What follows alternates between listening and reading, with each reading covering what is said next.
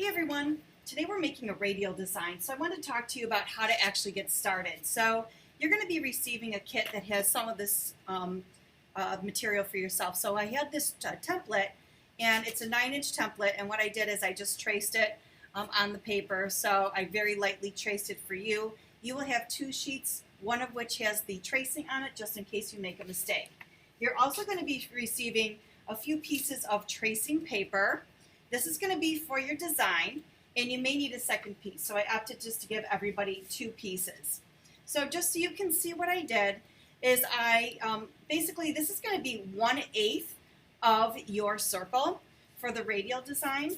So what I did was this. Before I start and talk about the tracing paper, I took my blank tracing paper and I actually just marked out on my circle where the 8 different sections of this go. So all of them together equals the 1 full circle. So it's 1/8 of the circle.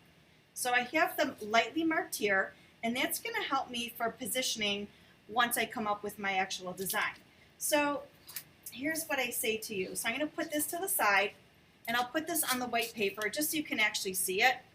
Okay. What I did is I created a design, and if you want, you could actually even take this to make sure it is symmetrical or the same on both sides, and you can fold it in half. And I started to draw my design. So I came up with a few lines here that go from either side. Notice it's the same on both sides. So I drew my lines on one side of my tracing paper. Okay, so once I did that, and actually, just so you know, I did use the other side as my front. I just kind of went over my lines again. So I labeled it. I have 2 of them just to make it easier for you to see. So this is my front side. You can see that. I labeled it front. The other side, I'm going to flip it over. So now this is the back side. And I think this is a little bit bright. So let me see if I can fix the exposure a teeny bit. That looks better. Okay, so this is the back. That's going to be important for you to know, so please make sure that you label yours front and back. So on the front side is where I drew my design. I'm going to flip it over to the back side. I know it's the back because I labeled it. And I'm going to, once again, go over those lines on a scrap piece of paper. Do not do this on your good paper because it's going to leave the residue from the front side on your paper, and you don't want it there yet. So I'm going to go over all of my lines. Okay, now I did this already just to save time for the demonstration. So again, labeled F for front and back for back. So what I did was I now have my good paper, and I'm going to put my tracing paper right between 2 of those little sections where it fits perfectly. So this is the front side. And what I'm going to do is, now that I have pencil or graphite on both the front as well as the back side, I'm going to go over my lines. You can tack your paper down if you need to, just to make sure that it doesn't move. If it moves, then you may find that your design isn't working out that well. So I've done this quite a bit, so I didn't tack mine down, but I really feel like for you it is probably a good idea. You can just use a little bit of masking tape. Notice I used the front side. You might not be able to see that. F for front. So now that I have the front side here, I flip it to the back side, which is right next to that design. So I'm going to go front, back, front, back, front, back, front, and back. So I'm going to keep doing the same thing, and what it's going to do is it's going to trace this pattern lightly on my paper. Now, careful as you are placing this.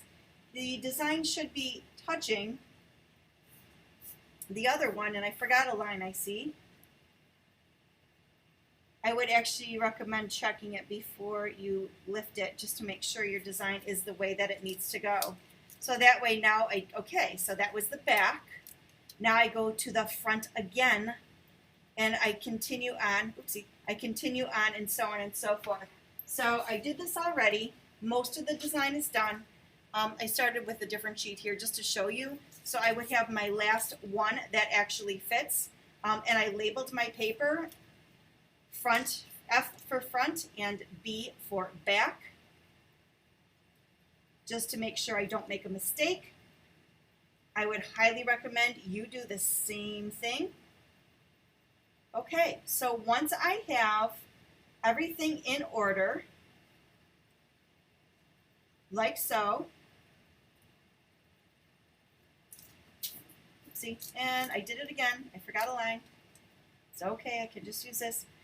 Make sure you keep your tracing paper until you are 100% done, just because if you make a mistake or you need to go back, you can.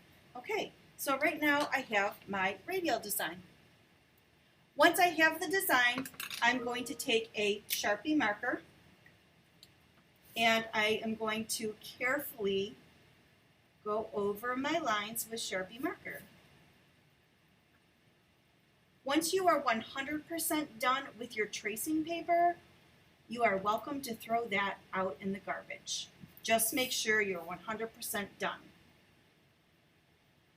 Okay, so I'm going to go over all my lines again, and I will have something that begins to look like this. Okay, so for this design right here, I did that already, and so I have my Sharpie marker all the way around. So now I'm going to go in just with some colored pencils. So with my colored pencil, I'm going to plan out my design to have it exactly the way that I want it with color.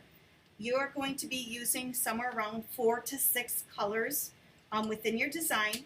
Neatness counts a lot, so please take your time, make sure that it is nice and neat, all right, and for your design. So let's say in here, I'm going to go with this lavender color. Again, neatness counts a lot, guys. A well-crafted design really looks great. If it's sloppily done, it doesn't look so great. Okay, so take your time and go ahead, and then when you're finished with the whole thing, you can come up with that pattern design. You can use more colors if you want, but I would say don't use less than 4. So that way you can come up with that design, and it's really going to look awesome. All right, so have fun, work on your design, and this is going to be due on Monday. All right, folks, enjoy.